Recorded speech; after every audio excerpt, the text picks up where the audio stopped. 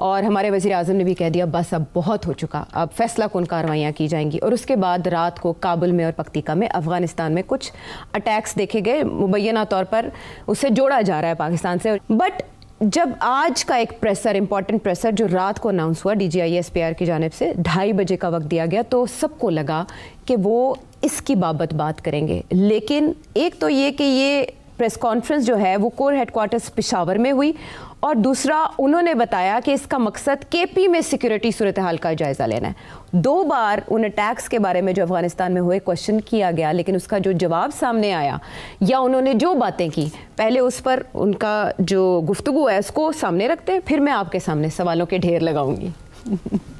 شہداء اور افواج پاکستان اور پولیس کی قربانیوں کی تصدیق کی جاتی ہے. یہ اس سیاسی اور مجرمانہ گٹھ جوڑ کے مذموم عزائم کی عکاسی کرتا ہے. یہ جو خیبر پختونخوا میں دہشت گردی ہے, اس کے پیچھے یہی سیاسی اور مجرمانہ گٹھ جوڑ ہے. اب سٹیٹس کو نہیں چلے گا. جو شخص یا گروہ کسی مجبوری کی وجہ سے یا اپنے فائدے کی وجہ سے خارجیوں کی سہولت کاری کر رہا ہے, اس کو پاس 3 واضح چوائسز ہیں کہ وہ خود خارجیوں کو ریاست کے حوالے کر دے, یا پھر وہ دہشت گردی کے خلاف کارروائیوں میں ریاست کے اداروں کے ساتھ مل کر اس ناسور کو اپنے انجام تک پہنچائے. اگر یہ دونوں کام نہیں کرنے تو پھر بھرپور ایکشن کے لیے تیار ہو جائے. Afghanistan as a base of operation کے طور پہ استعمال کیا جا رہا ہے پاکستان کے خلاف دہشت گردی کرنے کے لیے. اس کے ثبوت بھی موجود ہیں, شواہد بھی موجود ہیں. پاکستان کے عوام کی جان و مال کی حفاظت کرنے کے لیے جو ضروری اقدامات کیے جانے چاہیے وہ کیے جائیں گے اور کیے جاتے رہیں گے. کنیکٹ اگر کریں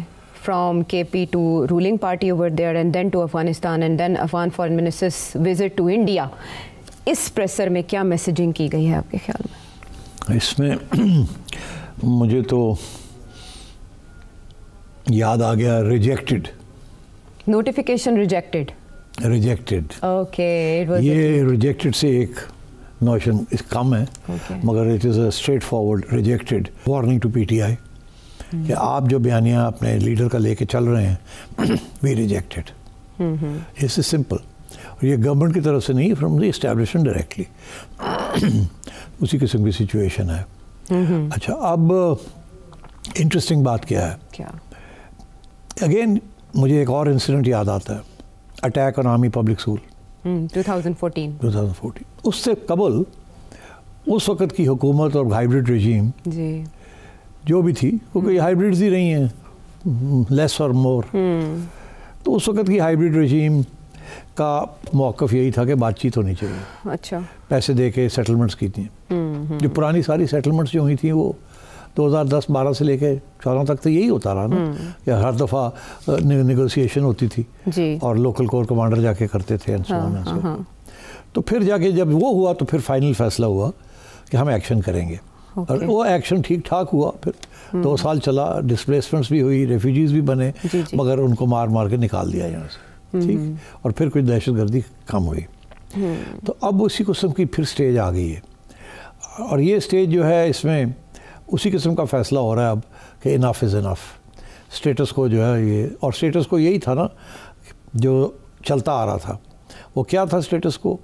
وہ اسٹیٹس کو پچھلی ہائیبرڈ رجیم نے فیصلہ کیا تھا کہ ہم کچھ لوگوں کو پیسے ویسے دے کے ختم کریں گے اور کچھ لوگوں کو سیٹل کریں گے یہاں. اچھا, مذاکرات کر کے. یہی عمران خان کی پالیسی تھی اور یہی جنرل فیض کی پالیسی تھی. تو اس وقت کی جو ہائیبرڈ رجیم تھی یہ ان کی پالیسیز تھی, سیٹلمنٹ کرنے کی, ان کو یہاں لانے کی, and so on and so forth. اسی لیے جب جنرل فیض گئے تھے کابل تو کہنے لگے no problem, every thing under control, nothing was ever under control. اب سچویشن یہ ہے کہ اس ہائیبرڈ رجیم نے اباؤٹ ٹرن کر لیا ہے. وہ کہتے ہیں کہ یہ جو پالیسی تھی اس وقت کی ہائیبرڈ رجیم کی وہ صحیح نہیں تھی. اب جو نئی ہائیبرڈ رجیم ہے وہ کہتی ہے وہ پالیسی غلط تھی. وہ بھی پالیسی 2 ہاتھ سے تالی بجتی تھی, یہ بھی پالیسی 2 ہاتھ سے تالی بجتی ہے. ہائیبرڈ ہے, ملٹری اینڈ سویلینس. اب ایک میں دیکھ رہا ہوں کہ آل اکراس دا ورلڈ ریاست جب اٹیک آتا نا ریاست کے اوپر یا ملک کے اوپر جو کہ نان ٹریڈیشنل سورسز سے آتا ہے across the line of control اور اکراس دا بارڈر, تو کچھ عرصے تک تو اس کو بارڈر نہیں کراس کرتے, مگر پھر جب یہ تکلیف دہ ہوتا ہے تو پھر جو جس کے اوپر اٹیک ہو رہی ہوتی ہے وہ پھر کراس کر کے border goes after the terrorist. امریکہ نے بھی یہی افغانستان میں کیا تھا. جی ایسے ہی ہے. اسرائیل کر رہا ہے, عرب ملک حماس کے خلاف.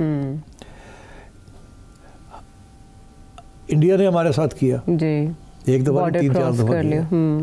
سو آئی تھنک یہ تو اس کی تو اب لیگیلٹی جو ہے نا جی وہ تو اب اسٹیبلش ہو گئی ہے کہ you can cross red lines of borders to protect yourself. اب جو میسج ڈی جی صاحب دے رہے ہیں وہ یہی دے رہے ہیں عائشہ کہ انف از انف, اسٹیٹس کو نہیں چلے گا, اور they will go after them whether it is across the border اور whether it is inside Pakistan. اسی لیے میں نے کل کے پروگرام آیا تھا کہ کسی صورت میں بھی کے پی کی گورنمنٹ ایسے چیف منسٹر کے ہاتھ نہیں دیں گے جو کہ ان کا جو بیانیہ ہے نئی ہائیبریڈ رجیم کا ریگارڈنگ ٹیررزم, اس کو وہ اگر وہ نہیں مانتے تو ان کو گورنمنٹ نہیں ملے گی. So this is a matter of the state. The state جو ہے وہ will overcome all these other obstacles. Right. تو اس وارننگ کو پی ٹی آئی ریڈ کر پائے گی؟ پی ٹی آئی نہیں ریڈ کر پائے گی. پی ٹی آئی اگر سمجھ آتی تو یہ کرتے ہی نہ, اس بندے کو لگاتے ہی نہ. جس کے پہلے ہی ریڈ ریگ ہے تو سارے, اور جو ڈی جی صاحب نے جو باتیں کہی ہیں وہ تو کلیئر ہوگی نا بات اب کہ they will not let it happen. کل میں نے اپنے پروگرام میں یہی کہا تھا کہ دیر از نو وے دے ول الاؤ دس ٹو ہیپن. میں نے آپ کو بتائے تھے مختلف سیناریوز. ایک سیناریو میں نے کہا تھا کہ آخری وقت پہ شاید اس کو چینج کر دے. دوسرا یہ تھا کہ شاید اس ووٹ آف کانفیڈنس پورا نہ ہونے دیں.